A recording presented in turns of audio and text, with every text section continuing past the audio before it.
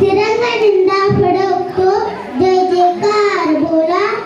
आज 15 ऑगस्ट आपला भारत स्वतंत्र झाला, आपला भारत स्वतंत्र झाला.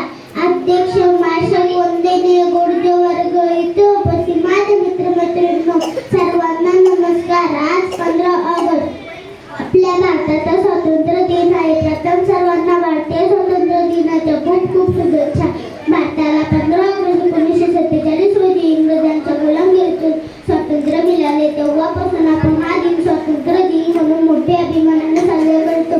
मित्रांनो, हा दिवस आपल्याला महात्मा गांधी, भगतसिंग, लोकमान्य टिळक, नेताजी सुभाषचंद्र बोस, चंद्रशेखर आझाद, लाला लजपत राय, सरदार वल्लभभाई पटेल, पंडित जवाहरलाल नेहरू यांच्या स्वातंत्र्य सैनिकांना बलिदानाची आठवण करून देतो.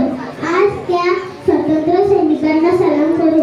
मित्रांनो, या दिवशी भारताचे पंतप्रधान दिल्लीतील लाल किल्ल्यावर झेंडा फडकवतात. त्यानंतर ते देशाला संबोधित करतात. आपल्या देशाने कशी प्रगती केली, भविष्यातील योजनांबद्दल माहिती देतात.